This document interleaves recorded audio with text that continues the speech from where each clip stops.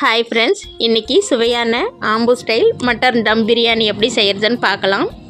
பொதுவாக பிரியாணினாலே எல்லாருக்கும் ரொம்ப பிடிக்கும். அதுலேயும் இது மாதிரி சுவையாக செஞ்சு கொடுத்தா யாரை தான் வேணான்னுவாங்க.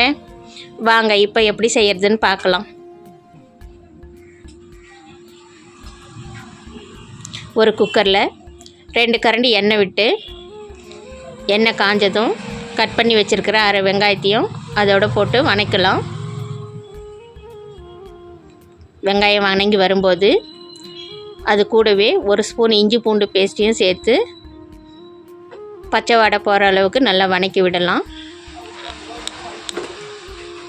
1 கிலோ கறியும் கழுவி எடுத்து வச்சுருக்கேன், அதையும் இதோடு சேர்த்து நல்லா வணக்கி விடலாம். அது கூடவே 1/4 ஸ்பூன் மஞ்சள், அரை ஸ்பூன் மிளகாத்தூள், அரை ஸ்பூன் உப்பு, இது எல்லாத்தையும் சேர்த்து நல்லா அந்த எண்ணெயிலே கறியை வணக்க எடுக்கலாம். இப்போ நம்ம 1 டம்ளர் அரிசி எடுத்திருந்தோம்னா 1.25 டம்ளர் தண்ணி அளவு எடுத்துக்கிட்டு, நாம் எடுத்துருக்கிற அரிசிக்கு தகுந்தபடி வேணுங்கிற தண்ணியை இந்த கறியிலே போட்டு நல்லா ஒரு கொதி வந்ததும் குக்கர் மூடி ஒரு 5 விசில் வர அளவுக்கு வேக வச்சு எடுத்துக்கலாம். அது கூடவே பக்கத்தில் ஒரு தட்டத்தில் 2 பிரிஞ்சி இலை, பட்டை, லவங்கம், மிளகு, மராட்டி மொக்கு, சோம்பு, ஏலக்காய் 4, இது எல்லாத்தையும் போட்டு நல்லா கொரப்பாக ஒரு மிக்சியில் அரைச்சி எடுத்து வச்சுக்கலாம்.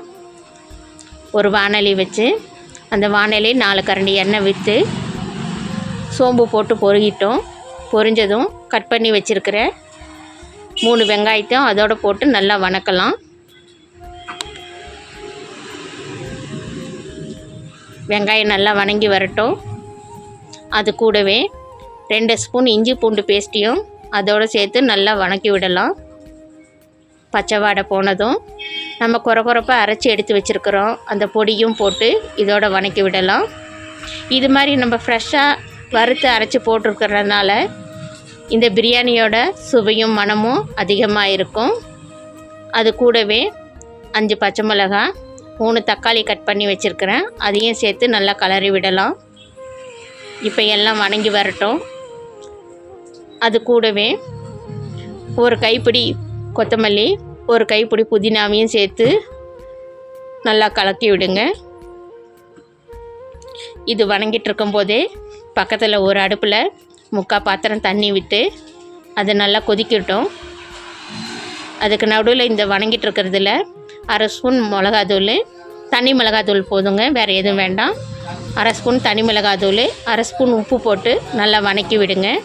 நம்ம ஏற்கனவே கறிக்கு மட்டும்தான் அந்த உப்பு காரம்லாம் சேர்த்துட்டு இருந்தோம். இப்போ மொத்த பிரியாணிக்கும் தேவையான அளவு இதில் போட்டிருக்குறோம். இப்போ குக்கரை திறந்து பார்த்து கறி வெந்து வந்திருக்கு. அது கூடவே நம்ம வறுத்து எடுத்து வச்சுருக்க இந்த மசாலாவையும் சேர்த்து ஒரு கொதி விடலாம். நல்லா கொதிச்சுட்டு இருக்கும்போது தட்டம் போட்டு மூடி வைங்க. அது கூடவே ஒரு அரை எலுமிச்சம்பழத்தையும் சேர்த்துக்கலாம். இப்போ தண்ணி பக்கத்தில் கொதி வந்துடுச்சு.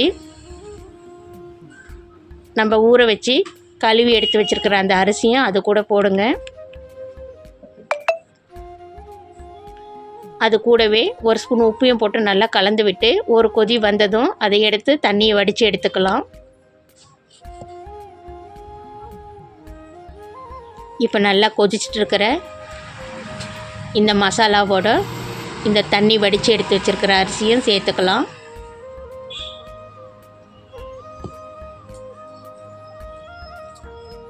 இப்போ எல்லாத்தையும் சேர்த்து ஒரு முறை கலந்து விடுங்க.